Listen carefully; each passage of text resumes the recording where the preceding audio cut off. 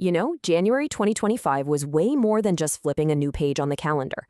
It was a month packed with pivotal moments that are, believe it or not, already setting the tone for the entire year ahead. From economic tremors to huge political realignments, January has set a powerful precedent. So let's break it all down. So how are we going to unpack all of this? Well, we're going to look at it through four key areas. First, we'll take the pulse of the Indian economy. Then we'll zoom out to the global chessboard. After that, we'll turn our attention to some really crucial domestic reforms. And finally, we'll peek over the horizon at what's coming for technology and our climate. All right, first up, let's check the vital signs of India's economy.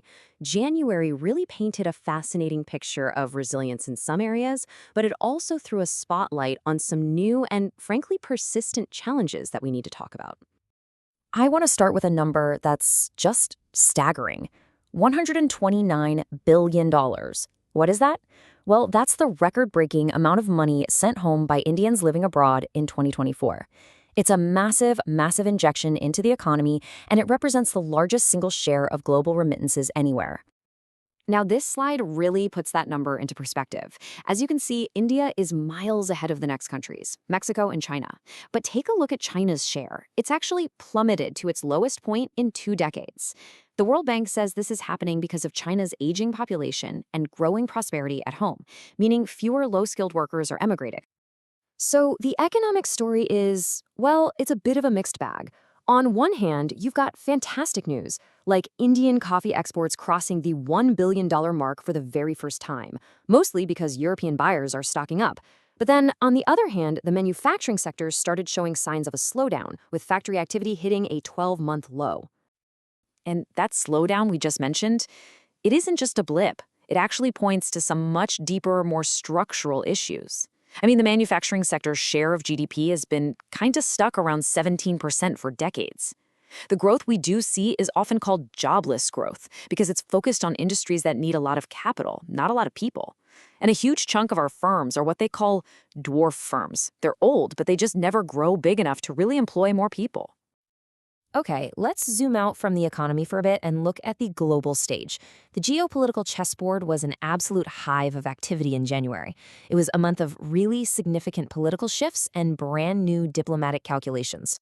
The biggest headline, of course, was Donald Trump's inauguration as the 47th U.S. president. His return to the White House immediately sent ripples across the entire globe, with pretty much everyone, allies and adversaries alike, scrambling to figure out what happens next. So what could this actually mean for India? Well, on day one, President Trump signed some executive orders that could have a pretty direct impact. Tighter H-1B visa rules, that could be a real challenge for Indian tech professionals. At the same time, though, a more aggressive U.S. stance on China might just create some new openings for India's manufacturing sector. And on the climate front, well, the U.S. has once again pulled out of the Paris Agreement. Now, this next development is a perfect example of India's really pragmatic foreign policy. In a pretty significant move, India's foreign secretary met with the Taliban's acting foreign minister in Dubai. Now, this doesn't mean official recognition, not at all, but it is a very calculated engagement, and it's driven by shifting dynamics in the region, especially with Pakistan's strained relationship with the Taliban and China's growing influence in Afghanistan. To really get what happened next, you need to understand this one concept. It's called China's five-finger policy. It's this strategic idea that views Tibet as the palm of a hand, with 5 surrounding territories, and that includes Ladakh and Arunachal Pradesh in India, as the fingers it wants to control. And then, in January, we saw this policy in action. China announced it was creating 2 new counties, and parts of them fall squarely with India's territory in Ladakh. India's Ministry of External Affairs immediately shot these claims down, saying it does not accept the illegal occupation. This just goes to show the five-finger policy isn't some historical relic. It is an active part of China's strategy right now. All right, let's bring our focus back home now. We're going to examine how January brought about some absolutely monumental shifts in India's legal and social fabric, fundamentally reshaping rules and rights. So the backdrop for our first topic here is this really crucial Supreme Court ruling from back in 2023. The court basically stepped in to create an independent committee for appointing election commissioners, and the whole point was to protect the process from political influence, at least until Parliament could pass a law on it. Well, Parliament has now passed that law. It creates a new process, sure, but the part that has everyone talking is the makeup of the selection committee. The new law removes the Chief Justice of India from the panel and replaces him with a union cabinet minister nominated by the Prime Minister. And this change has definitely raised some concerns about the panel's independence. In another landmark legal development, Uttarakhand officially became the first state in post-independence India to implement a uniform civil code. The bill got the president's assent, and it basically standardizes personal laws for all citizens in the state, no matter their religion. This is a big deal. So, what does this code actually do? Well, it has a really strong emphasis on gender equity, guaranteeing equal property rights for women. It also prohibits certain religious practices that are seen as discriminatory. And in a really modern move, it requires online registration for marriages, divorces, and even live-in relationships. It's worth noting, though, that it exempts scheduled tribes to protect their unique customs. Okay, for our final section, let's look ahead. January gave us a super clear picture of the big bets being made on technology and the concrete steps being taken to deal with our climate future. First, let's look at the data. India submitted its latest climate report to the UN, and this chart, well, it makes the challenge crystal clear, doesn't it?